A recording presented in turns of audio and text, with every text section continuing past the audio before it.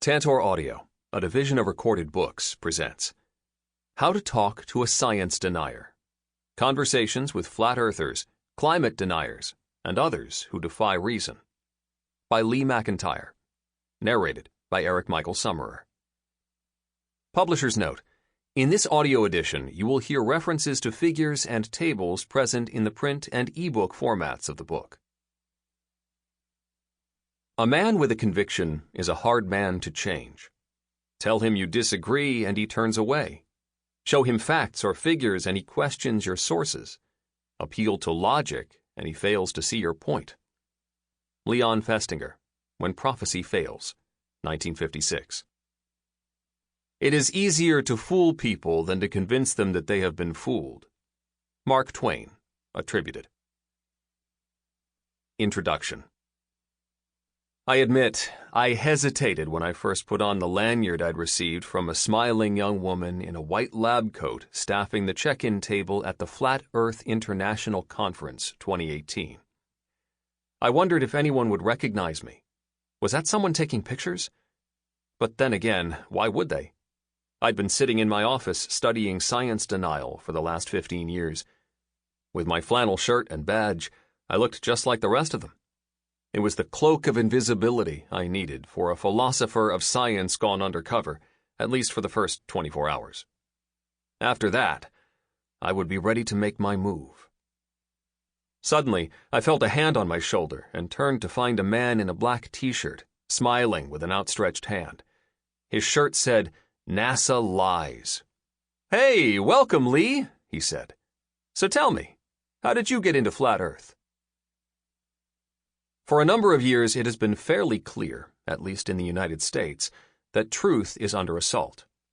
Our fellow citizens don't seem to listen to facts anymore. Feelings outweigh evidence, and ideology is ascendant. In an earlier book, I explored the question of whether we now live in a post-truth era, where facts and even reality itself are up for grabs, and what the consequences of that might be. What I found was that the roots of today's reality denial go straight back to the problem of science denial, which has been festering in this country since the 1950s, when the big tobacco companies hired a public relations expert to help them figure out how to fight the science that said smoking was linked to lung cancer. This scheme provided a blueprint for how to wage a successful campaign of misinformation against whatever topic one liked: evolution, vaccines, climate change, with the result that we now live in a society where two people can look at the same inauguration photograph and come to opposite conclusions about how many people were in attendance. The political mess in Washington will be with us for a while, but the fallout for science is already an emergency. A recent report from the United Nations Intergovernmental Panel on Climate Change, IPCC, warns that we have reached a dangerous tipping point. The effects of global warming are happening much faster than expected, and many countries have already missed their targets for the Paris Climate Agreement. The polar ice cap could be gone by 2030. The coral reefs could disappear by 2040. Sea levels in New York and Boston could rise by as much as 5 feet before the end of the century. A few years back, UN Secretary General Antonio Guterres warned that if we do not change course by 2020, we risk missing the point where we can avoid runaway climate change. Meanwhile, as of this writing, the climate denier-in-chief in the White House continues to promote the fantasy that climate scientists have a political agenda, and that even if climate change is happening, it is not provably man-made and could very well go back. Unfortunately, millions agree with him. How do we reach them? How can we get people to change their minds based on facts? It has sometimes been thought that you can't. In fact, some have said that trying to do so would lead to a backfire effect, where we'd make the problem worse by causing partisans to double down on their mistaken beliefs. This led to several overheated headlines such as, "This article won't change your mind," Atlantic, and "Why Facts Don't Change Our Minds," New Yorker. But there is a problem with this mentality, because in the last few years, new research has shown that the original backfire effect could not be replicated. Yes, people are stubborn and resist the idea of changing their beliefs based on facts, but for most, change is possible. And if we don't try, things will only get worse. In one of the most exciting recent developments, in June 2019, a landmark study was published in the journal Nature Human Behavior that provided the first empirical evidence that you can fight back against science deniers. In an elegant online experiment, two German researchers, Philipp Schmid and Cornelia Beach, showed that the worst thing you can do is not fight back, because then misinformation festers. The study considered two possible strategies. First, there is content rebuttal, which is when an expert presents deniers with the facts of science. Offered the right way, this can be very effective. But there is a lesser-known second strategy called technique rebuttal, which relies on the idea that there are 5 common reasoning errors made by all science deniers. And here is the shocking thing. Both strategies are equally effective, and there is no additive effect, which means that anyone can fight back against science deniers. You don't have to be a scientist to do it. Once you have studied the mistakes that are common to their arguments, reliance on conspiracy theories, cherry-picking evidence, reliance on fake experts, setting impossible expectations for science, and using illogical reasoning, you have the secret decoder ring that will provide a universal strategy for fighting back against all forms of science denial. Unfortunately, there is one crucial thing that Schmid and Beach left out. There are essentially 3 possible levels of engagement with science deniers: inoculation, intervention, and overturning belief. Schmid and Beach dealt only with the first 2. In a sympathetic commentary that ran in the same issue of Nature Human Behavior, Sander van der Linden explains that Schmid and Beach's methodology could be useful to pre-identify the bogus techniques that science deniers use in an attempt to pre-bunk them so that their impact on a potential audience can be mitigated.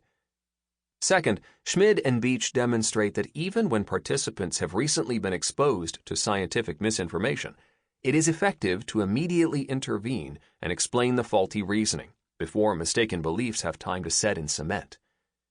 Both pre-bunking and debunking are potentially powerful tools that are vindicated by their findings.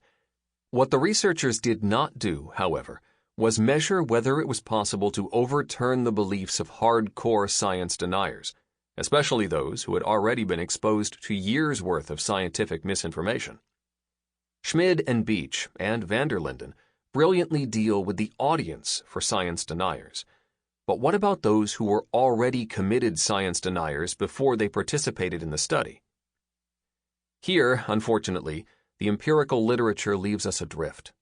Anecdotal accounts have suggested that the best way of convincing someone to change their beliefs is through direct personal engagement. But the Schmid and Beach study was all done online. Yet, doesn't it make sense that if we are trying to convince people to change their minds, it would help to build some trust first? Most beliefs are formed within a social context and not based solely on facts. So shouldn't social context matter in changing them? In his important essay, How to Convince Someone When Facts Fail, professional skeptic and historian of science Michael Shermer recommends the following strategy. From my experience, 1. Keep emotions out of the exchange. 2. Discuss, don't attack. No ad hominem or ad Hitlerum. 3. Listen carefully and try to articulate the other position accurately. 4. Show respect. 5. Acknowledge that you understand why someone might hold that opinion. And 6. Try to show how changing facts does not necessarily mean changing worldviews. If you listen to the stories of science deniers who have altered their beliefs, they universally report the positive influence of someone they trust. Someone who built a personal relationship with them and took their doubts seriously, then shared the evidence. Facts alone were not enough. In 2 recent reports on overcoming vaccine denial, former anti-vaxxers, or at least those who were vaccine hesitant, report having had their outlook changed by people who sat down with them, listened to all of their questions, and explained the answers with ample patience and respect. During the 2019 measles outbreak in Clark County, Washington, the state government sent public health officials out to meet with parents in small groups or one-on-one sometimes for hours at a time, to answer their questions. As a result, one woman reported having changed her mind, deciding to give her kids the shots after a doctor at a vaccine workshop answered her questions for more than 2 hours, at one point drawing diagrams on a whiteboard to explain cell interaction. He was thoughtful, factual, and also still very warm, she said. In another account, a South Carolina resident wrote of her own conversion on the subject of vaccines in a Washington Post op-ed titled, "I used to be opposed to vaccines. This is how I changed my mind." My reasons for being against vaccines stemmed mostly from misunderstanding the ingredients in the vaccines and how they worked.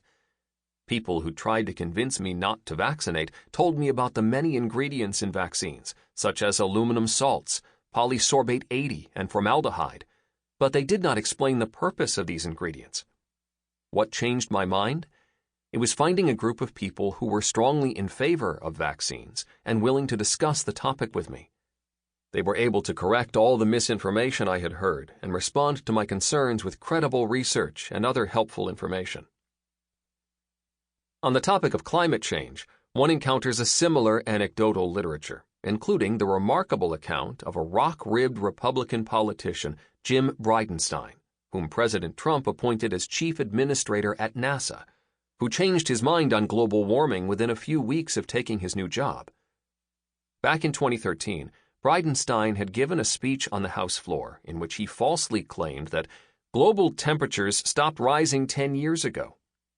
He now says, "I fully believe and know that the climate is changing. I also know that we human beings are contributing to it in a major way. Carbon dioxide is a greenhouse gas. We're putting it into the atmosphere in volumes that haven't been seen, and that greenhouse gas is warming the planet. That is absolutely happening, and we are responsible for it." What changed his mind? For one thing, he says that he read a lot, but he did so within the context of surrounding himself with new colleagues at NASA, where he heard a lot of experts and soon concluded that there was no reason to doubt the science on climate change. Respect, trust, warmth, engagement. These are the common threads that run through such first-person accounts. Schmid and Beach offer us important experimental evidence about the best strategies for dealing with science deniers, but for whom and within what social context? Schmid and Beach is a landmark study, but it leaves open perhaps the most intriguing question in the science denial debate. Can we change the minds of even hardcore science deniers? And if so, how? For years, I have been studying the issue of science denial and trying to figure out how best to push back. I was using content rebuttal and technique rebuttal long before Schmid and Beach vindicated them. But the problem is that, in the real world, face-to-face, one is often dealing not with the audience for science deniers, but with the most obstinate science deniers themselves. Here, there is no question of inoculating them against misinformation, nor of intervening before it takes hold. Their beliefs have been formed by years of marinating in misinformed ideology, and often their very identity is at stake. Can their minds be changed too? In my most recent book, The Scientific Attitude, Defending Science from Denial, Fraud, and Pseudoscience, MIT Press, 2019, I developed a theory of what is most special about science and outlined a strategy for using this to defend science from its critics. In my view, the most special thing about science is not its logic or method, but its values and practices, which are most relevant to its social context. In short, scientists keep one another honest by constantly checking their colleagues' work against the evidence and changing their minds as new evidence comes to light. But does the general public understand this? And even if they did, how do we put that understanding into practice?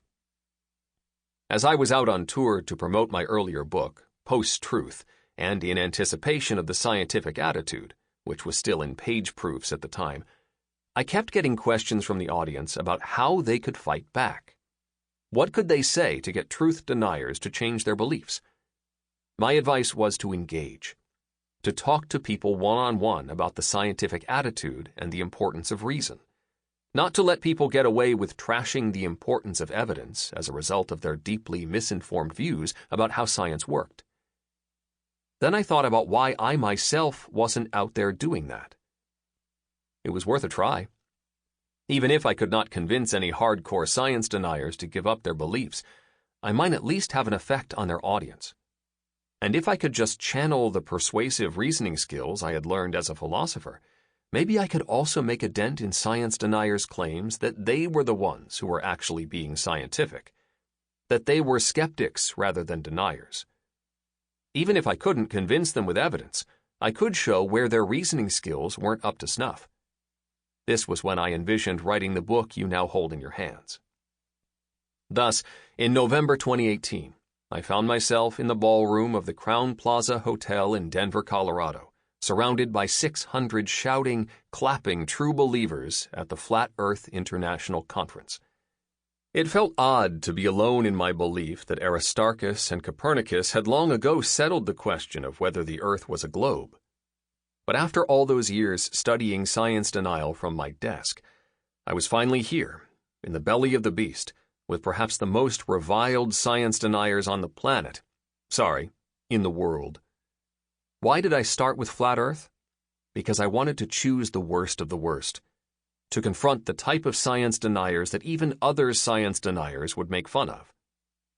I thought that if I could study the most elemental case of science denial, maybe I could learn how to talk to others, like climate change skeptics, whose views might seem more moderate and nuanced.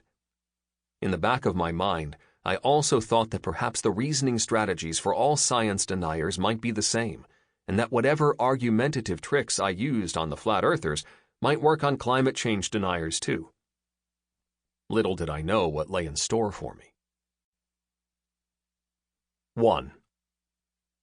What I learned at the Flat Earth Convention. It is unbelievable but true that flat Earth theory is making a comeback. Although the basic science to demonstrate the curvature of the Earth is over 2,000 years old and available to any high school physics student, one now finds numerous flat Earth meetup groups in various cities, hears their views spouted by celebrities like rapper B.O.B. or NBA players Kyrie Irving and Wilson Chandler, and can even attend a flat Earth convention like the one I did, Flat Earth International Conference, FEIC 2018, in Denver. First, the threshold question. Are these people serious? Yes, completely so. To believe in flat Earth is not something one would come to lightly, for flat earthers are routinely persecuted for their views. Many report losing jobs, being kicked out of their churches, and being ostracized from their families. Is it any wonder that many would choose to keep their beliefs private? Given this, it is nearly impossible to tell how many flat earthers there actually are. Perhaps this accounted for the celebratory atmosphere I witnessed at FEIC 2018, where complete strangers greeted one another as old friends. In one of the first presentations at the opening of the conference, one speaker memorably took up the mantra, "I am not ashamed," for which he was greeted with wild applause. Some in the audience had tears in their eyes as they repeated the phrase to themselves. Apparently, they were not ashamed either. To be insulted, ridiculed, and dismissed for your views cannot be a fun experience. I think of this every time I hear someone dismiss flat earthers as trolls or jokesters who must be in it for the fun. Who would endure this for fun? Perhaps I am simply credulous, but in all of my time at FEIC 2018, I did not meet one person who seemed anything other than deeply committed to their beliefs. Indeed, that is probably part of what made the meeting so meaningful to its participants. Other than me and a few journalists who were there to cover the event, FEIC seemed like a revival meeting for misfits who had finally found their kin. As I looked around the ballroom, what struck me most was that if you didn't already know what the event was about, you wouldn't be able to tell. Everyone looked so normal, not a tinfoil hat anywhere. Men and women, young and old, multiracial, from all walks of life. I did see a lot of black t-shirts, some with funny logos, but nothing else to indicate that this was a fringe crowd. If you looked away from the 3 huge multimedia screens at the front of the ballroom, You might think that you were waiting for the opening act at a Metallica concert. In my casual shirt and jeans, I fit right in. I sat toward the front, next to a couple about my age who said they were from Paradise, California. This was just a few months after the deadly wildfires there, so I asked if they were okay. The man spoke up. "Well, our house got burned up. We can't go home, and we still haven't heard from my wife's mother. She was old and had dementia, so she might be lost." This floored me. I looked discreetly at his wife, but she gave no reaction. In the middle of that situation, they had loaded up the truck and driven out to Denver for a Flat Earth convention? I expressed my sympathies, and we continued to talk about the wildfires, during which the man offered that he thought the government had been putting accelerant on the fires. He'd seen chemtrails overhead beforehand. The woman offered, "I just think there's something fishy about the fires, how they had been isolated, then closed in." Behind us sat a mother and her 6 or 7-year-old son with a spiral notebook that said Bible research. Then the show started. After a rousing musical act, the opening speech was given by Robbie Davidson, the event's organizer, who talked about how he used to be a globalist, but then got converted to Flat Earth in the process of trying to refute it. He wasn't against science, he explained, only scientism. "But the truth shall set you free." At that point, the couple from Paradise leapt to their feet and yelled, "Praise Jesus!" as the rest of the crowd erupted in applause. I just sat there, taking notes. As they sat down, the couple looked over at me.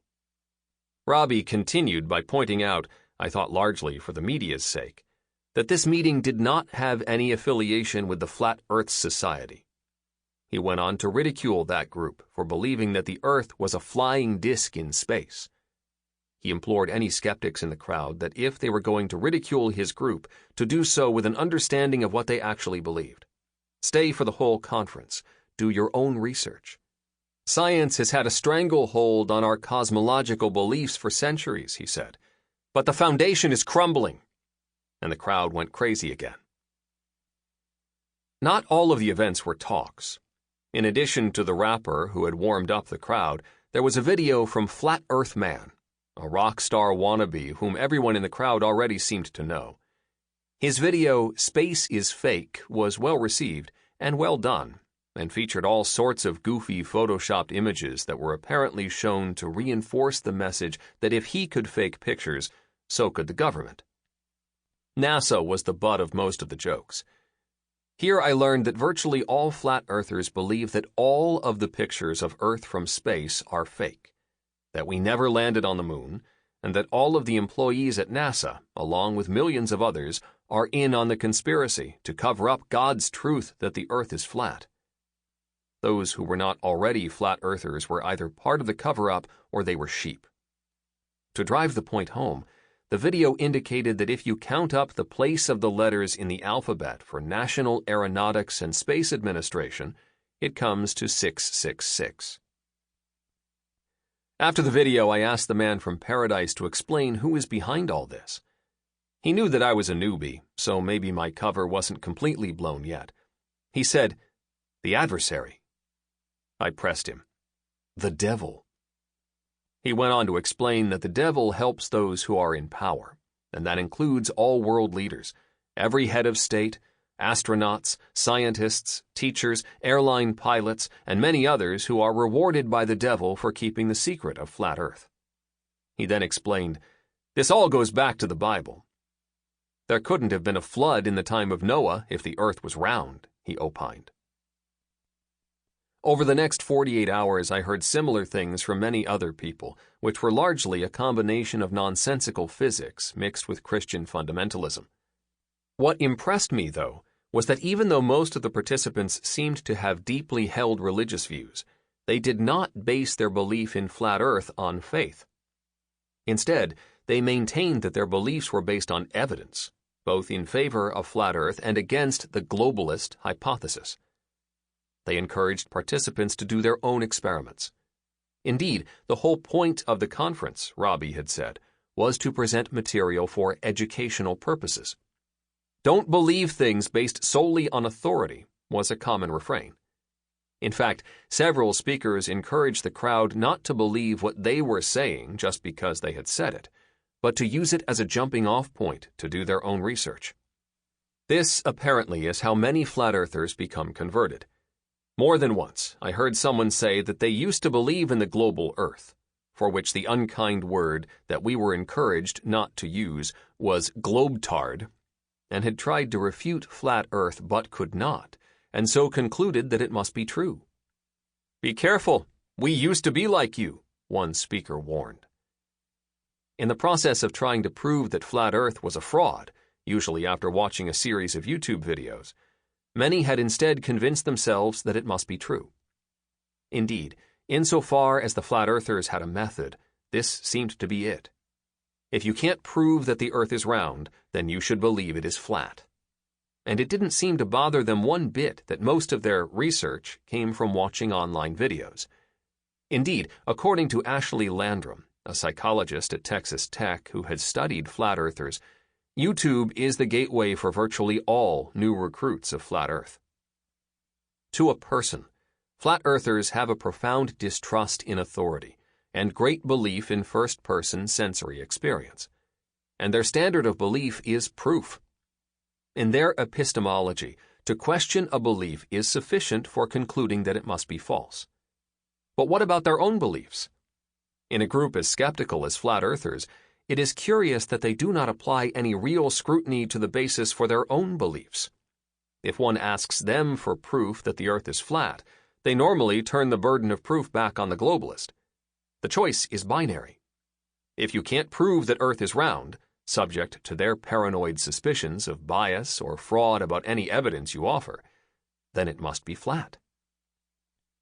It is also curious that for a belief system which purports to be based on evidence and experiment, most flat earthers describe their conversion as one of revelation.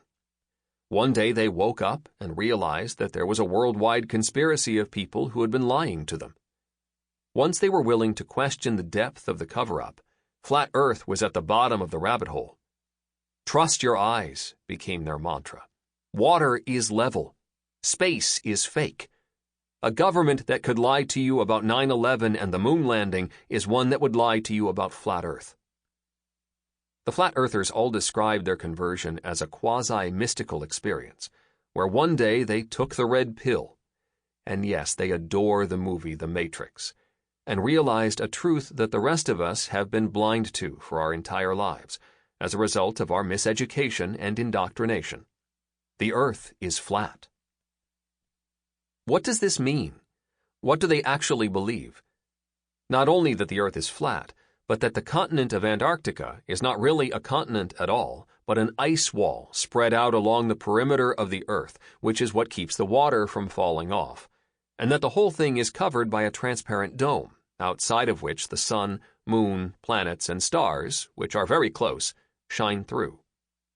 Of course, this means that all space travel is faked, for how could they get through the dome? And it means that the Earth does not revolve or rotate, for if it did, wouldn't you feel it? To state this immediately raises a series of questions. What does this mean for gravity, the constellations, time zones, eclipses, and just what the heck is under the flat Earth anyway? Flat earthers love these sorts of questions and have an answer for every one of them, though they sometimes vary from person to person, which is what the conference was all about. Who could keep such a secret? The government, NASA, airline pilots, and others. Who put them up to that? The adversary, the devil, who rewards them mightily for covering up God's truth. Why don't others realize the truth? Because they have been fooled. What is the benefit of believing in flat Earth? Because it's the truth, and it's consistent with the Bible. What about the scientific proofs of a round Earth? They are all flawed, which is what the rest of the conference was about. To spend 2 days attending seminars with titles such as Globe Busters, Flat Earth with the Scientific Method, Flat Earth Activism, NASA and Other Space Lies, 14+ Ways the Bible Says Flat Earth, and Talking to Your Family and Friends About Flat Earth, is in some ways to spend 2 days in an asylum. The arguments were absurd yet intricate and not easily run to ground, especially if one buys into the flat earthers' insistence on immediate first-person sensory proof. And the social... Sample complete. Ready to continue?